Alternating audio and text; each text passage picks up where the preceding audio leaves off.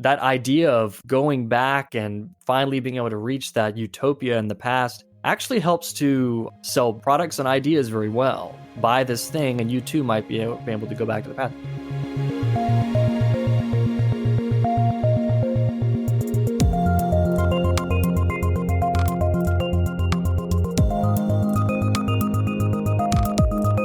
Hello and welcome to Tech Won't Save Us. I'm your host, Paris Marks, and this week my guest is Grafton Tanner. Grafton is the author of The Circle of the Snake, Nostalgia and Utopia in the Age of Big Tech, and Babbling Corpse, Vaporwave and the Commodification of Ghosts. He's also writing another book for Repeater Books that will come out in October 2021 called The Hours Have Lost Their Clock, The Politics of Nostalgia. And you can obviously find links for more information in the show notes.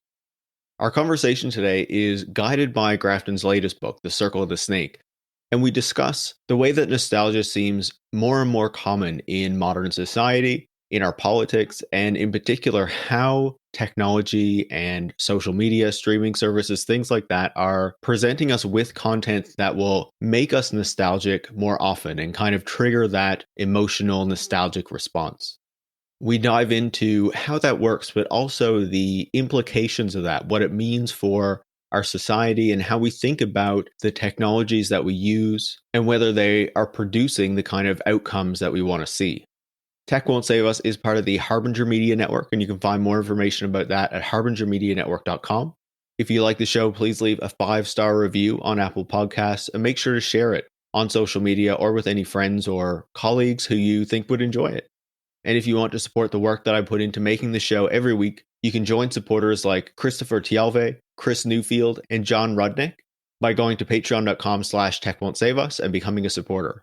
I recently put in the order for the stickers for $5 and $10 patrons, so hopefully I'll receive those in early February, and then I can prepare them to ship out. But just keep in mind that the posts in the United States and Canada have been delayed very frequently because of COVID-19. So if they don't arrive until mid-February, don't be surprised about that. But I'll keep you updated with posts on the Patreon page to let you know when they arrive and when they're going to ship out. So thanks for listening and enjoy the conversation. Grafton, welcome to Tech Won't Save Us. Thank you for having me. I appreciate it. It's great to chat. You have this great new book out looking at nostalgia and its relationship to technology, particularly the new digital technologies, the social media, the streaming services that we're all dealing with today. To start, I want us to get an idea of why nostalgia seems to be so ever present today. We live in an era where nostalgia seems to be on overdrive. We have political movements that want to revive aspects of an idealized past. Our media is full of franchises that have been revived or new tales that are set in particular parts of history that we, consider to be interesting or appealing. And there's this general idea that it's difficult to imagine some kind of future beyond what we live in right now. So what is driving this nostalgia for the past in your view? Well, nostalgia tends to show up during unstable periods, and it shows up in the body during unstable periods in your life. I mean, that could be anything from going to school and not wanting to be in school as a young person, or like having a really dead-end job, or having a particularly excruciating stay in a hospital or incarcerated, or any time when you are undergoing a stressful period and enduring some kind of trauma. Scaled to the social level, nostalgia shows up in traumatic and unstable periods. So before the COVID-19 pandemic, and really before Trump too, the last time we saw a major, you might consider like outbreak, if you will, of nostalgia was in the wake of like the 2008 economic collapse, Great Recession. But then also that sort of gets weaponized by Trump with Make America Great Again. And it hasn't really seemed to go away, really. It has stuck around since. But it's not like this is the only nostalgia outbreak we've ever had. Nostalgia showed up in the wake of like mass industrialization, showed up after World War II, but it only really showed up for the first time. Technically, the name nostalgia shows up in 1688, and before then, there's no name for it. We cannot say with any certainty whether anyone before 1688 actually felt nostalgic because there was no word, and we know emotions as not only things that we feel, but things that we give a name to, and without the name, It just stays locked up in the body, if you will. But since then, yeah, we've had these moments in history where nostalgia tends to peak, and it's almost kind of like a snowball down a hill at this point. It just keeps getting bigger and bigger in the 21st century. And in my view, there are a few major 21st century crises that all kind of concatenate and have seemed to just gotten worse over time. I like to trace it back to 9/11. It's like all roads lead back to September 11th, that being a major moment when nostalgia not only shows up in the aftermath of something like that, but an almost a patriotic kind of nostalgia in the United States, at least, but also the West, sort of coming together against terror. And then Zizek calls it the 1-2 punch of history. You've got 9/11 and then the Great Recession a few years later. And then, like I said, Trump, and now the COVID-19 pandemic. Just even a few weeks into the lockdowns in March 2020, you've got all these articles coming out about how people were immediately nostalgic for a time before lockdown and were indulging in watching old movies and things like this. And so anytime you're going to be living through major traumas, major historical moments that make a lot of people suffer in the process, you're bound to have a lot of nostalgia showing up, and it'll show up in politics. You'll have different leaders, some of them who maybe don't have the best interests in mind, maybe have ideals that don't align with democracy, try to utilize it to garner votes. You'll see it show up in advertisement campaigns, try to get people to buy things. So it ends up being this tricky emotion that's both like an ailment of society, if you will, and also like the ally that gets you through the bad times. Outlining it in that way and identifying the different aspects of it that are making nostalgia so much more common, I guess, today, or something that people are reaching for so much more, really helps to illustrate, just some of the broader issues that we're dealing with here, right? And, again, before we get into the tech side of this, I just want to illustrate what the potential negative implications of all this nostalgia are. Because one of the things that stood out to me was how you described that these visions of the past are not accurate reflections of these past times, right? A lot of the dark aspects are kind of whitewashed out of there. In some cases, the kind of visions that we have of different eras of the past or different times in the past are the result of media that are made by corporations that want us to see the past in a certain way that works in their interest. So can you expand on how that works? How our visions of the past are not actually how the past works, and how by desiring them so much, we're actually missing the potential dark sides, and how, what we want so much wasn't all great.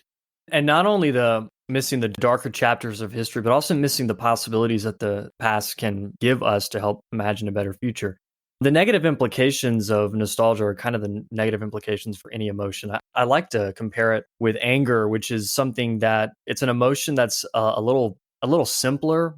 We sort of know the step-by-step process a little better of nostalgia, how it shows up in the body and how it gets acted out, what the circuit looks like when you feel anger and then how you act on it. And nostalgia is a little trickier, but both of them, they're two emotions that we're familiar with today in a mediated world of a lot of division and what have you. But like anger, for example, negative implications of anger would be using it in an antisocial or like an unproductive way. So like if I were to suddenly get mad at you or anybody and just like blow up at someone, a partner or a friend or family member in a way that's totally uncalled for and mean, that could be the end of the relationship, right? And that would not be what we need. But then like a productive usage of anger is like, I always use my own work as an example. Like a lot of my writing comes from a position of dissatisfaction. You could even call it anger at like status quo, what capitalism has wrought, all of this stuff. And so we don't want to get rid of anger necessarily. We just want to kind of direct its flows a little better. We don't want to suppress emotion at all. It's not like you want to get rid of it out of politics. You just want to ask the question, are these the right emotions for people, or are we being manipulated in some way? Same thing with nostalgia. And Svetlana Boym, she was a scholar of nostalgia, wrote a book, came out in 2000 called The Future of Nostalgia. Probably the book to read to understand this emotion. I think she got it right. She split nostalgia into two different kinds. She said there's restorative nostalgia, which is trying to restore the past as it was, I say in quotation marks, trying to restore a version of the past that might buttress some kind of interests, going back to an origin point that's been hidden in the past, it's bound up with, images of the homeland and trying to protect that. Then there's reflective nostalgia, which is a little more ironic, a little more playful, interested more in the ache side of nostalgia than the home side. And over the past 20 years, like really since the start of the 21st century, the more ironic, reflective, I shouldn't say totally ironic because irony can even show up in the restorative strain, if you will, but just the more like, aware of itself nostalgia has kind of been edged out by this restorative variant of it that has made people desire a return to the past by any means necessary. One, because things are kind of so unbearable in the present, but two, because that idea of going back and finally being able to reach that utopia in the past actually helps to sell products and ideas very well. Buy this thing, and you too might be able to go back to the past. Watch this show, you might be able to go back to the past. Endorse this candidate, now we can go back to the past. But that restorative strain tends to misrepresent the past as it was. And we can't ever remember the past. There's always a misrepresentation. Remembering is misremembering, essentially. But we also have to understand that what's, I guess, like the mechanisms behind the nostalgic rhetoric might not have people's best interest in mind. I feel like one interesting aspect of that as well is that when we look back at the past in these ways, it's not even like we're looking at one particular point in history that is kind of interesting to everyone or that everyone wants to go back to, right?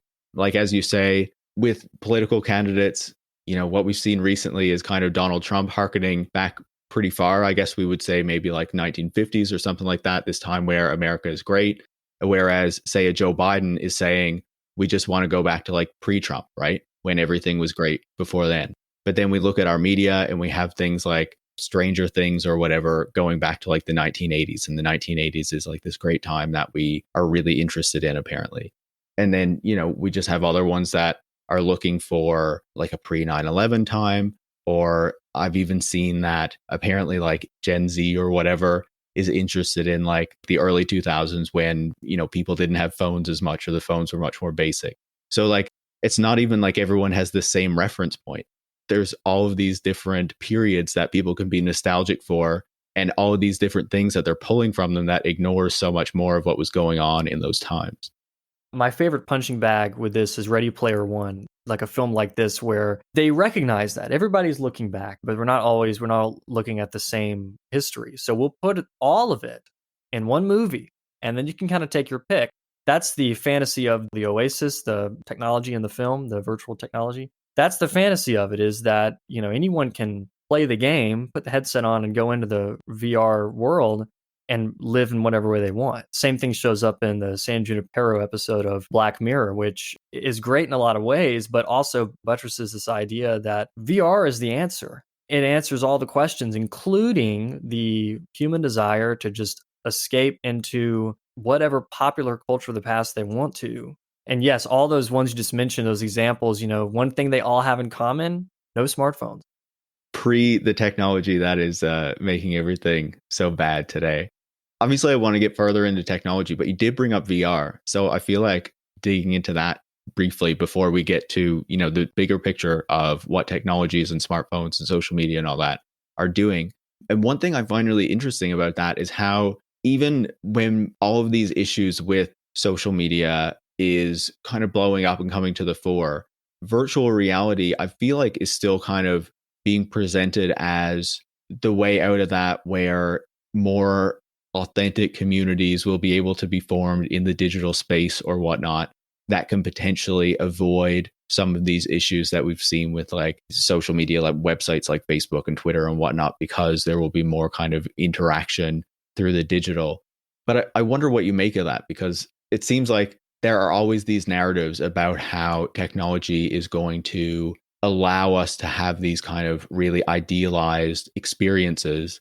But then over time, because we're relying on corporations to deliver these things and we're just believing that they will, for some reason, deliver them in like a positive way that is socially beneficial rather than beneficial to like themselves and their profit margins and their shareholders, that what actually ends up being produced by those systems and those structures never actually reflects the kind of idealized visions that are put forward in the early days of these technologies or whatever.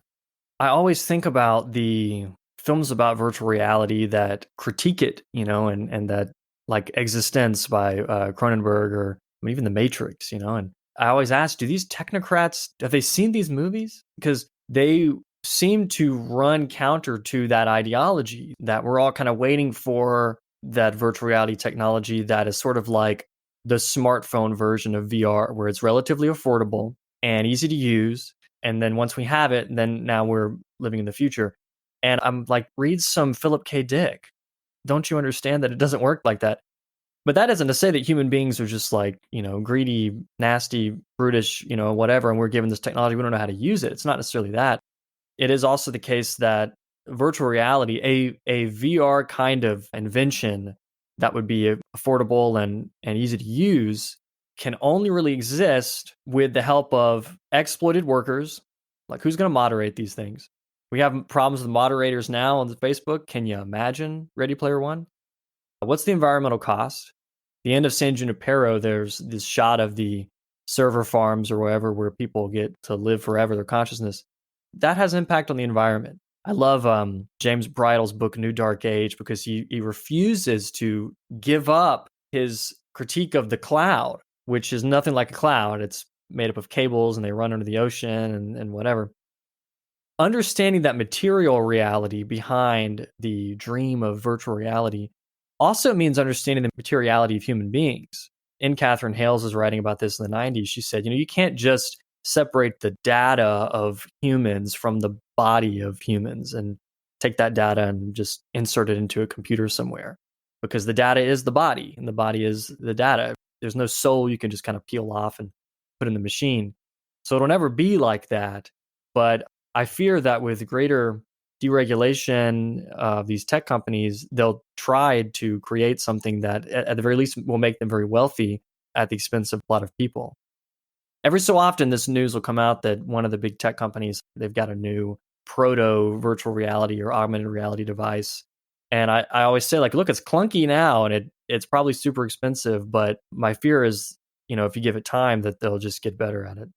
Absolutely. I think it's a real worry. Like, VR and AR are presented as like providing these kind of enhancements. AR in particular, I think, is really worrying to me, especially when you think about how it can be positioned as kind of like offering this like different layer or these different layers on the city and the personal experience. That's something that's worrying to me. And I find it interesting that you talked about the environmental cost and kind of the material impacts of all of these technologies that are so often dismissed and ignored and don't make it into kind of the public discourse about everything that's going on here. You talk about the potential impact of VR if that becomes like a major thing. But I think we already see that today with how the potential impact of like game streaming, which is just coming on stream, could be really huge, and how it's already ignored with things like Netflix, Amazon Prime, like these video streaming services that have massive footprints. But that aspect of it is kind of downplayed because the convenience is so much more attractive, right? Yeah, and then you've got, a decade plus of this sort of marketing by way of ideological dissemination that technology is the gift from above, and it gets reinforced in certain metaphors like the cloud. But also it got reinforced early on with figures like Steve Jobs dressing up in a certain way, getting on a stage, presenting himself almost as this kind of like wizard of sorts and this all-knowing, superhuman or whatnot, and speaking in a way that was like, we've now reached a revelation in technology, and here it is, the great gift.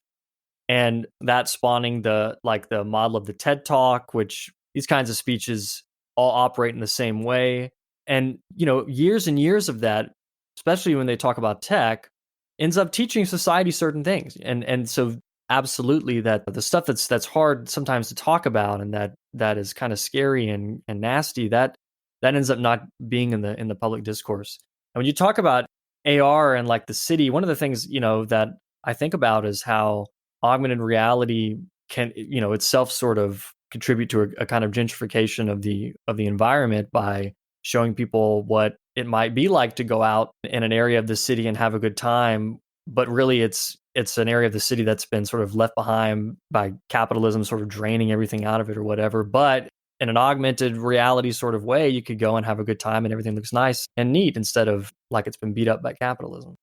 Absolutely. And, I think what you're talking about there with like Steve Jobs and these kind of ideas of technology that have kind of filtered into the public consciousness over a long time now also make it more difficult to see those kind of downsides, right?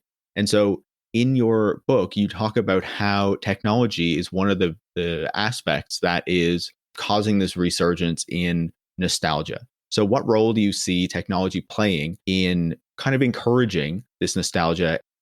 There's a few ways that nostalgia is connected to digital technology. One of those ways is that in the kind of neoliberal control society that we're in, these devices function well as things that keep us always on the clock, always working, whether we're actually working for a company or we're doing the unpaid labor of like social media networking or whatnot, always working.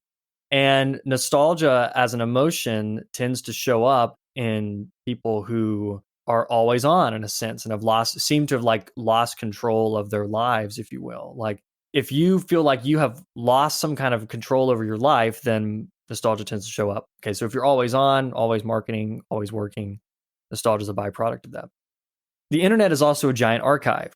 And with just a few clicks, we could pretty much look up anything we want. We don't even have to look anything up. I could be scrolling through Instagram and then suddenly come across a post about something from my childhood. I don't know, like an old commercial from my childhood or a toy or something that I had. If it just happens to show up on Twitter or Instagram, suddenly I feel nostalgia. It's like it's there. I wasn't even looking for it. But if I wanted to go looking for it, it's pretty easy to do. You could pretty much, look up any kind of pop culture from the past few decades. It don't matter how like ephemeral it might have been, or you could pretty much find it.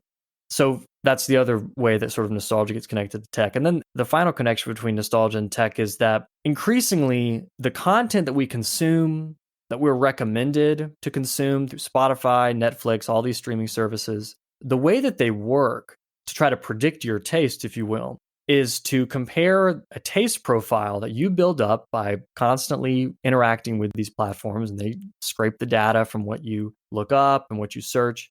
And then they compare that information to other people who are looking up similar things and then recommend you pretty much the same thing. And Alex Galloway wrote about this probably like in the mid 2000s in a book called Protocol, which I think is an excellent introduction to understanding kind of how this process works. And he says, in this system of comparing in order to predict what your taste might be, there's no new information that really gets added. It's really all just kind of like information that's bouncing around in this closed system, creating this sort of feedback loop. Well, within that system, the same stuff sort of gets recommended over and over again. If you're already stressed and anxious from living in the world that we live in and you want to just, check out and listen to some 80s music and you happen to look up some 80s music, well, Spotify is going to start recommending more 80s music to you. Not only going to recommend that, but they're going to recommend new music that sounds like the 80s. Algorithms are able to pick up on certain musical objects associated with that sound, and then they find it over here. It might have been made last year, but then suddenly it gets recommended to you. Well, if I'm a musician, for example, and I want to get, my music heard and possibly picked up by these algorithms, I may make music that kind of sounds like that. So there's this process between content creation and recommendation that ends up trapping listeners and consumers in a kind of feedback loop. And from that process is a continual thirst for kind of derivatives of the same thing. That's a perfect recipe for nostalgia. So that's sort of the connection points. And there's also stuff with like Easter eggs, which is sort of Easter egg marketing that kind of works in the very same way, because it's all about getting your attention. If I could grab your attention and hold it, and nostalgia tends to hold people's attention well.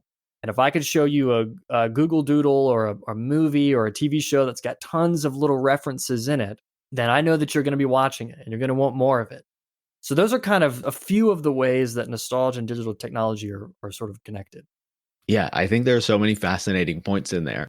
One thing that came to mind as you were describing how like the algorithms just kind of keep recommending the same sort of things that you're interested in and can have that effect to kind of narrow the scope then of what gets created. I remember a clip, I think it was on a show with Charlie Rose, that kind of like interviewer. I can't remember what network he was on. I'm pretty sure he was taken down by Me Too a few years ago. He was talking with George Lucas and asking about kind of like the process of filmmaking, right? And George Lucas was saying that like there was this idea that in the USSR, filmmakers or artists were really restricted in terms of what they could make, right? But his argument was actually he knew a number of Russian filmmakers, and while they were constrained in terms of their ability to criticize the government, other than that, things were open and they could kind of do what they wanted with their films. And so George Lucas said that what was different in the United States was that you could criticize the government, but there was this line of commercialism that you had to stick to. Your film had to be able to generate revenue. And he said that over time, that window of commercialism continually narrows. And so he said the Russian filmmakers that he knew at the time had like already a wider range of kind of artistic opportunity available to them. They couldn't criticize the government, but other than that, things were good to go. But in the United States at the time, he was talking about, when he made his first film, it was already limited. But then as he made his future films, it was limited even further. And what it sounds like is that, this trend has continued to the point where as long as we're relying on algorithms and technology to determine what films or art might be commercial and might produce a return, that window is even further narrowing. So, the kind of possibilities for what can be made or funded, obviously, people can make things independently or, not be interested in turning a profit. But, the big media industries are interested in those things. And so that means that the range of opportunity, the range of artistic creation, it seems like is further limited by these incentives. Absolutely. And before the rise of, outsourcing pretty much everything, including the creation of art and content to digital algorithms, we had what you might consider broader cultural algorithms. A movie in the 1970s with a certain budget is only going to get made if there's an understanding that it's going to sell well. And it was this, started this process of trying to figure out, what was cool and what was in and what people would respond to. And this was something I think Doug Rushkoff wrote about, years and years ago, the merchants of cool, like trying to figure out what is going to sell. Well, instead of doing that kind of human labor, suddenly now we have these algorithms that could kind of maybe not do it entirely, but they could kind of work with humans and relieve of some of that burden. There's that company, what's it called? Epigogics, I think, that uses an algorithm to determine whether or not certain film scripts are going to be really successful. And they'll run some old classic films that we all know and love and are nostalgic for, and they'll run it through the algorithm, and it's like, will not be successful. Well, that was Casablanca, and it's obviously like one of the American, titans of film. And so there's an idea that these processes can better model what is going to work and what's going to be a hit and what's not. And the more that process gets outsourced to them, then yes, Lucas is right. Those constraints get tighter. And it sort of ends up foreclosing the possibility of having these, unpredictable hits that you never really, maybe you wagered on it. You made the bet that this artist was going to get big, and then they did, and they had a number one hit and some money got made, but you would have never really known that if you compared it to a bunch of data that existed in the past about certain music or songs or whatnot. And then, the end result is that we have definitely a narrowing window of options for at the mainstream level. You're right. We can I make music and it's nowhere near that mainstream level. Of course I'd love to make a profit off it, but that's just not the way it is. But if you wanted to get into that upper echelon of music creation, for example, where that's your full-time job, the options are limited. There isn't much you can do, even though it might feel like you can. Like I can pirate a digital audio workstation and I can get some recording gear and make music in my house. And suddenly it feels like, wow, don't you remember, the old days when you had to get signed to a major label? Now we don't have to do that anymore. Well, yes, you do. It's still that exact same thing. Just because you're able to make it make it at home in a home studio doesn't mean that you're ever going to make a living. At the very least, you won't have any kind of stable income, any sort of stability with your music creation as an independent artist. Your only hope is really to go viral. And that's sort of the model that we're working with now with most, at least in terms of music, is trying to ride an algorithmic wave for a little while and hoping that might generate income. Beyond that, it's tightening constraints. Absolutely. I think the kind of desire for or need for virality is kind of baked into so much of like the media properties that are being produced. And they're even kind of designed in a way to kind of drive that conversation. So for a while, they can be viral, right? And I think one other aspect of what you described, in relation to media and what these processes are doing to media is, there's already this trend when we're looking at what streaming is doing where these media companies are increasingly further consolidating, further moving into monopolies, and putting more money into major intellectual property, major franchises that people are already familiar with, and then just trying to keep them within those worlds. So, like, naturally, Marvel is, I think, the best example of this. We've had more than a decade now of these films coming continually. And now, there's television shows and things as well. And now Disney is trying to replicate this process with Star Wars, again, pulling from that nostalgia from the 70s, from George Lucas, and now trying to really profit from that in a major way by just kind of surrounding you by this world. It looks like HBO is bringing back Harry Potter, like a television series, and they already have the film series that's coming out. So I feel like when we look at what's happening with media, like obviously there is stuff being made that's not part of these franchises that is just designed to kind of keep people watching on these streaming services. But it seems like there's also this kind of incentive to kind of enclose people within these major franchises and just keep people's attention focused on those, I guess, to distract from what's going on in the real world and how difficult the actual conditions of material reality are today. Well, I have this theory that this kind of like Marvel, Harry Potter, I didn't know that about the Harry Potter series, by the way. That's, oh my gosh, well, here we are. Marvel, Star Wars, whatever. The franchise building is essentially world building. It is already itself a kind of virtual reality. It's dizzying the amount of information that you could learn about like the Star Wars universe. And it was like this before, it was like this in the 90s. I mean, there were all the novelizations. It was already hard to keep up with back then, but it's even more so now. And it's the same way with the Marvel Cinematic Universe. There are podcasts that debate and talk about this, right now.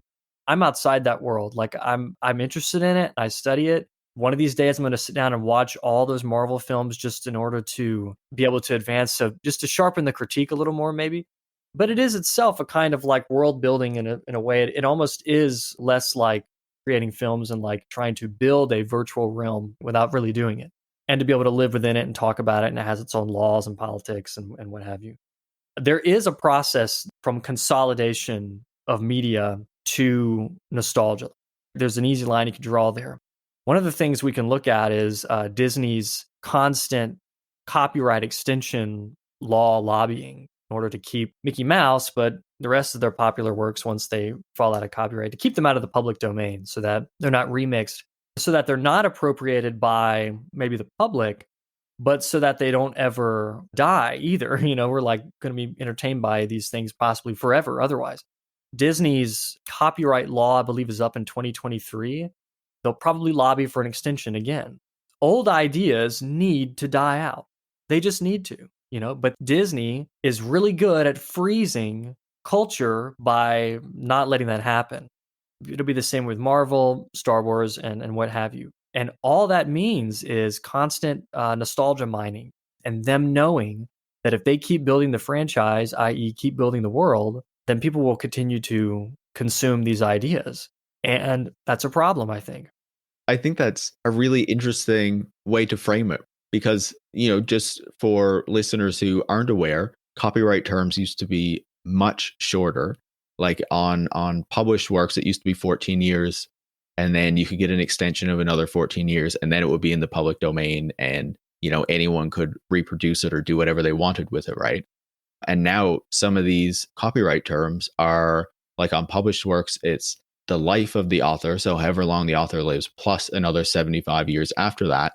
And I think on things that are owned by corporations, it's something like 90 years or so. So like these are really long copyright terms. And so naturally, there is a desire to keep kind of exploiting these properties, right? As you say, it's the same reason that Disney has pushed for copyright term extensions to keep Mickey Mouse under copyright so that couldn't go into the public domain and that other people couldn't use it. I can see how that naturally creates an incentive to keep profiting off of these characters and worlds that already exist and not needing to invest in or create or imagine new worlds because people are already interested in and invested in these ones, and only the corporation can exploit it and make money off of it. So why kind of introduce something new when this is already working? I mean, I feel like they're going to consolidate into like the one last mega corporation, right? Like the final media conglomerate. And unless something is done to stop that, I don't think you'll ever see at the mainstream major streaming service kind of level an end to this kind of nostalgia baiting. And with each year we see more of these films get rebooted. And when we say that they get rebooted, they just are trying to turn them into a franchise. They're trying to turn them into its own world with its rules and what have you. And so unless something is done to sort of stop that from happening, this is how it's going to be, I think, for the foreseeable future. And you know what? People will continue watching. They'll want to consume this stuff because during the worst parts of the pandemic, one thing I wanted to do was just zone out and just watch something dumb and terrible on TV because the world was just really bad. So there again, another feedback loop between hostile climate collapsed future and one economic problem after the other, and then this nostalgic media that's offered on tap by these major corporations who are really good at sort of freezing culture. Absolutely. So obviously that's kind of the media side of this. We've seen consolidation in, the film and television industries, in the arts for a long time. And it seems like technology is just further accelerating that process. But obviously you talk about social media as well, right? And what that is doing and how that is making us nostalgic and focused on the past and constantly seeing the past, right? Because it keeps bringing the past back into our feeds and our timelines. Remember this. So what do you make of how social media kind of encourages us to be nostalgic and kind of has nostalgia just built into kind of its design, I guess? I like to go back to like the early days of Instagram, which was sort of like the fount from which the nostalgia kind of flowed. Early Instagram, as you probably remember, was an app in which you could take the terrible photos that you took on your phone. The camera wasn't very good. You could take these photos in bad lighting in the everyday world, and you can put a kind of filter on it that would cover up some of the bad quality with this analog sort of haze. It was an artistic solution to a practical problem, which was that nobody really could take good photos in like 2010 on their phones. And so now we have this app to make, not only to make us look good and to make, life that we happen to capture look better, but also to make the quality look a little better or less bad. Instagram doesn't function that way much anymore. I still follow people who like to coat their stuff in tons of filters and whatnot, but it's not necessarily what it's for. And some of that has to do with the fact that the cameras of quality is a little better now. And so we don't feel like we need to do that. But that early 2010s sort of trend on Instagram, dovetailing with a time of intense nostalgia coming from the economic collapse, and my generation essentially graduated from college, moving back home with their parents, perhaps, like being out of jobs, feeling kind of adrift. All of that together was a major engine for nostalgia. Beyond that, though, in the present day, social media, because it allows people to take moments and fix them in kind of a feed that you can then scroll down and go back in time, so to speak. It doesn't take very long for a person who may be more prone to nostalgia than others to go back to January 2020 when you posted that photo out with friends and feel the nostalgia for time before COVID, just a few months ago. So we could do that. We could go back and see how we used to look, who we used to hang out with, who we used to date. And suddenly things that maybe we could have forgotten are just always here sort of reminding us. This is something Kate Eichhorn has written about. She has a book called The End of Forgetting, about growing up with social media and young people who, by the time they maybe get a smartphone at whatever age they get it, 10, 4, whatever, they've got years and years of their parents posting their entire lives on social media. Well, they just pick up where that left off, and they then start to document their own lives for years. And it creates this constant past that they then have to sort of carry with them if they want to try to leave that behind and maybe go to college or go and work in a way where they can go, I used to do this in high school when I was young. I'm going to leave that behind. I'm going to experiment and be somebody different. It's increasingly hard to do that when you have this data trail behind you. And so because of that, the past is continually in our face. And it's not only our individual past, it's also the major historical moments. There were all these articles that came out at the end of the 2010s talking about how it felt like the 2010s didn't happen. What was the narrative? Like, what was the beginning, the middle, and the end? And I do firmly believe that one reason for that is because there was this push to historicize events as soon as they happen. Tiny little micro events, punctuated moments, to turn them into capital E events.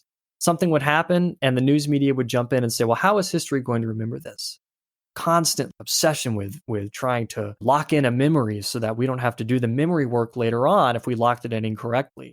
And so turning these things into major events did the opposite effect. It didn't make things easier to remember, it made it harder to remember them.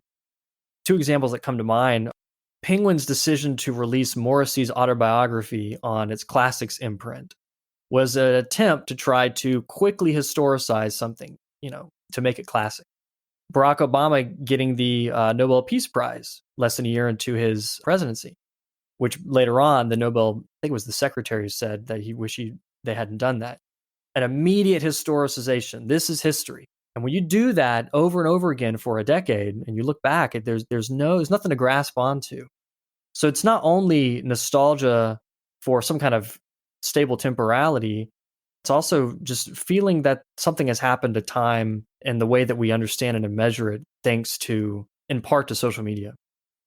It also made me think of what you wrote about canonization and this idea of the canon, right?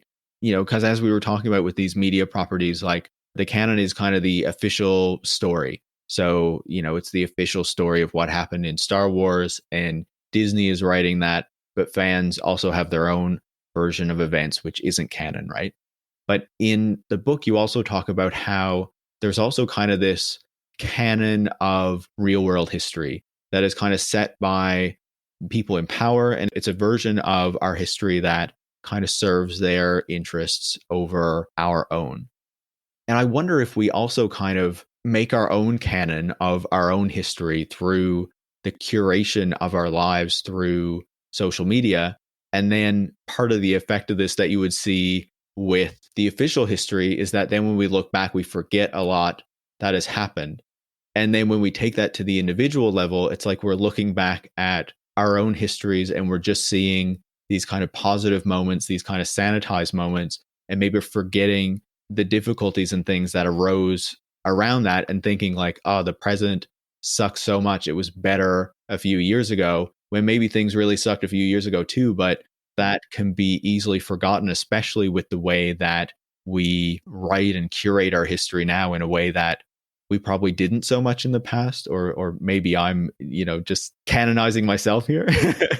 You're right, because even in Eichhorn's book, The End of Forgetting, she says that. She said, for most of the 20th century, yeah, I mean, we took photos and things like this, but there was nothing like what we have now, the ability to be able to document everything all the time. So that curation, to the extent that it existed in the last century, it wasn't as prevalent as it is now. And, it's one of the ironies of this kind of curating or canonizing the personal history, the larger social history, is that what ended up happening is the more we tried to do that and control history in the past, the worse it got. It really didn't. It has made things a little more worse. There's all this information and data we have on our past now that, like I said, we can easily look back and get that dose of nostalgia. But also in trying so hard to get a steady canonical narrative of our life or history, it immediately shuts out all these other alternatives and kind of locks or freezes history without allowing it to be flexible and have multiple interpretations. We already see it happening with George W. Bush. The idea is he's not Trump, so now we will do a nostalgic facelift of George W. Bush, and maybe he wasn't that bad. That's sort of that. This is a thing that we're seeing now. And somebody posted something a few days ago. I think it was Phoebe Bridgers. She said, are these going to be the good old days in the future? And I said, actually, yes, unfortunately. The onus is on us now to essentially do that memory work to ensure that the past isn't completely lost to nostalgia. I think that's interesting. And it makes me wonder, like, obviously we've had this conversation about how nostalgia is kind of limiting our ability to remember what actually happened in the past, and how that's just a common thing. It's not just in periods of heightened nostalgia. But I wonder where you think things will or should go from here. Do you think that, we should be looking to kind of break out of this nostalgia? Do you think that only happens if material conditions improve? Where do you think things go from here? There is a common belief that what the world needs is a reality check to wake everyone up from nostalgia. This is argued by several scholars. I disagree because the earliest people who suffered from nostalgia were migrants, refugees, soldiers, itinerant laborers, students, anyone who was like forced to move, forced to do things against their will. And it was a sort of a natural emotional reaction to the construction of large mega armies and the new kind of imperial warfare of the Napoleonic era and industrialization and what have you. So to tell these people, quit feeling nostalgic, is essentially to tell them to just suck it up. And it just isn't there. I think it is important to ask the question, what emotions serve the public the best? In a given time, if nostalgia is not one of those emotions, then we don't have to use it. If a given time anger isn't useful, then we don't have to use that either. But I believe that nostalgia is an emotion. There's some disagreement there of what it actually is, but I think it is an emotion. And I think that we can't excise it from our body any more than we can get rid of any other emotion.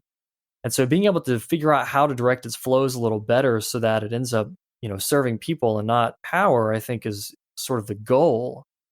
Whether we like it or not, we draw on nostalgia all the time. We have nostalgia for certain social movements of history that stood up against capitalism. It's important and it's a justified emotion to feel. But the idea that we have to kind of get rid of it and embrace the future because nostalgia is so backwards and gross, well, that's the language of the technocrats who say, well, embrace the future. Here's this new smart product, and I'm going to exploit the environment and tons of people to sell it to you. I don't think we can work in that mindset anymore. I think that what we've witnessed is 2 decades plus of a certain kind of nostalgia that tends to buttress power and corporate interests. And that if we are going to be looking backwards, then we ought to be doing it in a way that doesn't do that. Actually, in the book I'm writing for Repeater, that's out in October 2021, I talk about trying to come up with a form of radical nostalgia, which is, I'm not the first one to do this. The term has been around. Alistair Bonnett's written about it, Peter Glazer, and you can even try to look back into history at other times of radical yearning and maybe even retroactively call that radical nostalgia. But I think it's a way to try to look back to the past in a way that allows the present to rethink the future in a way that's more equitable for everybody. Other than that, I think it's just very privileged to tell someone to not feel nostalgic. You're going to feel it. You're going to feel it this week, and the whole public's going to feel it at some point, and they're feeling it now, and they're not to blame for it.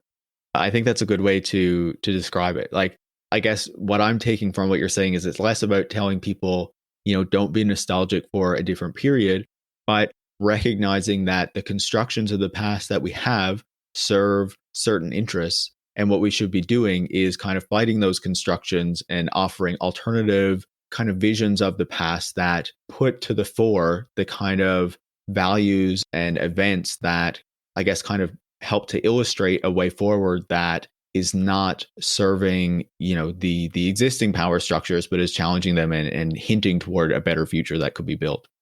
Yes, and there has to be a future. I mean, there has to be a livable future. It is not enough just to say there's no future. There has to be, because we are here and we have a commitment to each other, and not to mention the other interactants on the planet. So there has to be one. You want to have what Audre Lorde calls like a present that can breed futures. And we don't have that. It's understandable because it's hard to imagine a livable future. Nobody really even knows how the pandemic is going to play out, I mean, and what the residual effects will be, but there has to be one. And there has to be a past too. And you have to re-narrate it because otherwise someone's going to do it for us. And it might not be good. Absolutely. I think that's fascinating. And it really helps to give an indication of hopefully, where we can start to go from here and a focus for reimagining and restating the past in a way that is positive and helps to encourage, more positive movements, right? So Grafton, I really appreciate you taking the time to chat, to kind of give us your insight on nostalgia and the way it works in modern society. Thanks so much. Thank you for having me. I sure appreciate it. Grafton Tanner is the author of The Circle of the Snake, Nostalgia and Utopia in the Age of Big Tech. And you can find more information about that in the show notes. You can follow Grafton on Twitter at Grafton Tanner. You can follow me at Paris Marks, and you can follow the show at Tech Won't Save Us. Tech Won't Save Us is part of the Harbinger Media Network, a group of left-wing podcasts that are made in Canada. And you can find out more about that at harbingermedianetwork.com. And if you want to support the work that I put into making the show every week, you can go to patreon.com/techwon'tsaveus and become a supporter.